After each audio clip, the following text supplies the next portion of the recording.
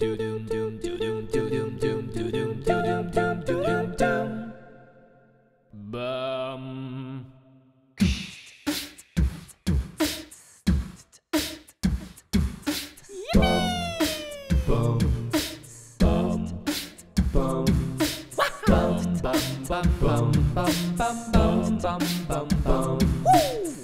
look old. You look older than 26. Yeah, some people tell me that I should actually get some skincare done because it's just wrinkle city over here. Moisturize? All the time. Here we go.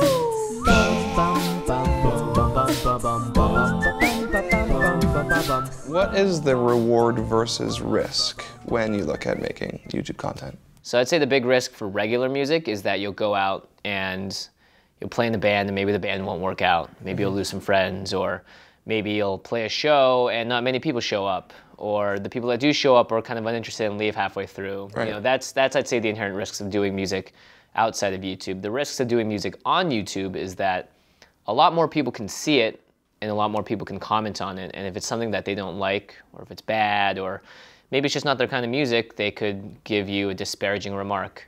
And that's something that isn't like a moment in time where you see someone walk out.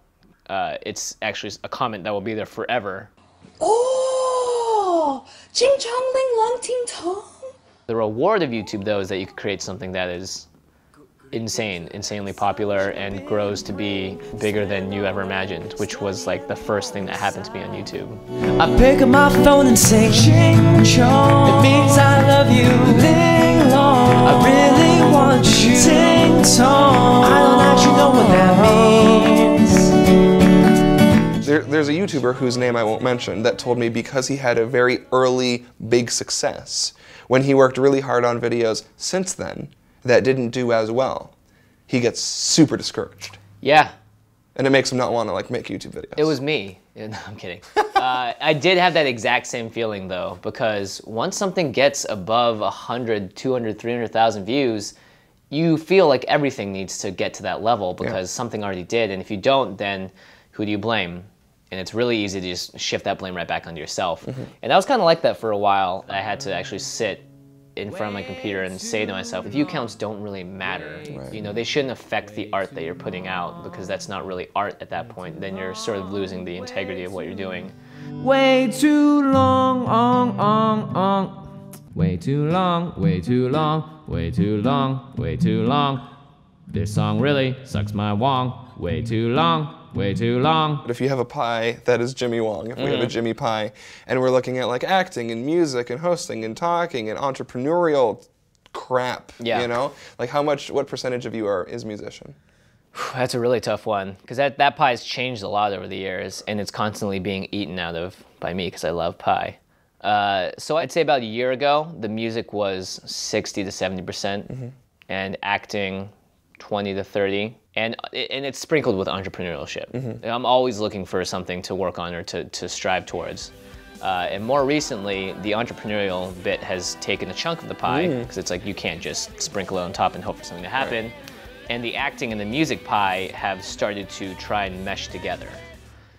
Because the one thing I realized is that you can do music or you can do acting, but if you are great in both, and I'm not saying I'm great in both, but if you have skill and talent in both, there's no reason that you shouldn't try and combine, you know, your skills, you know, instead of just going two separate ways and hoping they occasionally collide.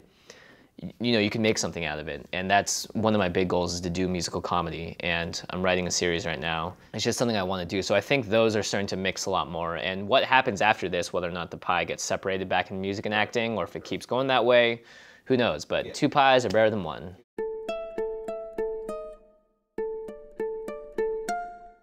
Well, here we are again. It's always such a pleasure. Remember when you tried to kill me twice? What song are you going to play for us today?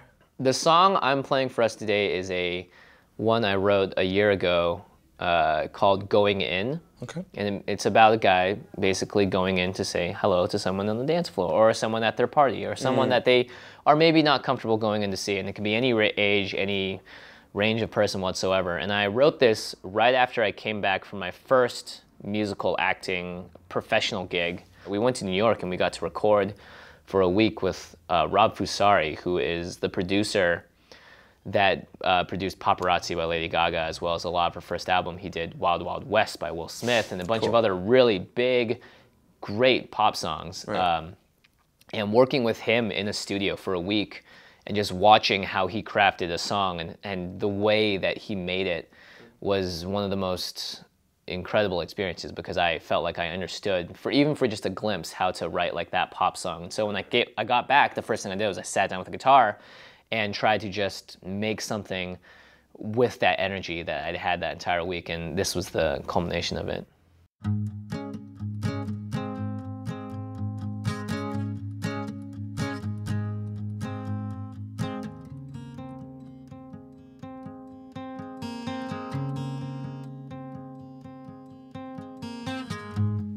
Key car, painted walls, a dirty bar, and a false sense of complication.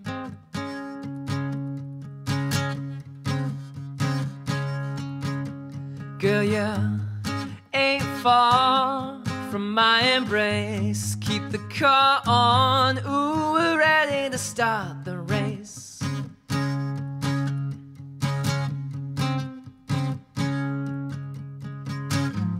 I can't keep up with expectations,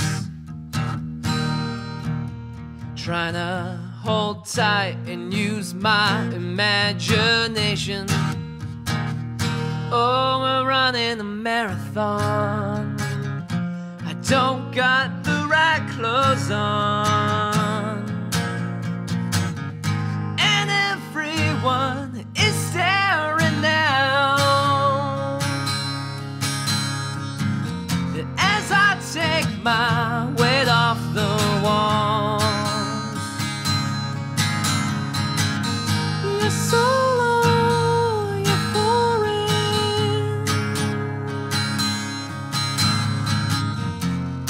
Take my hand, we're going in, going in.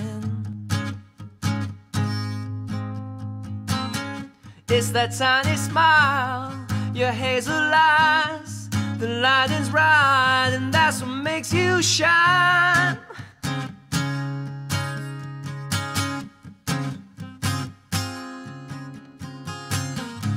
So take my hand, leave it all behind. I'll dip you low, baby, can you read my mind?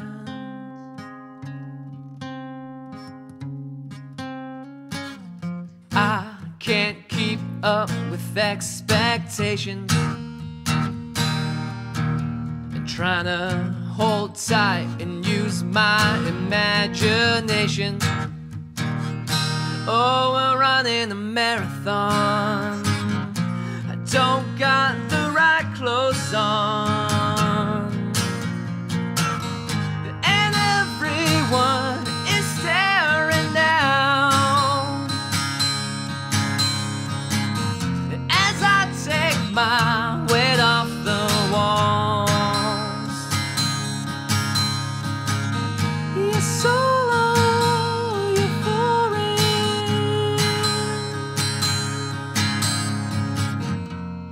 Hold my breath, I'm going in, going in,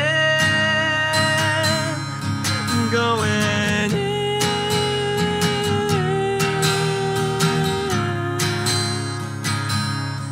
going in. I'm going in, going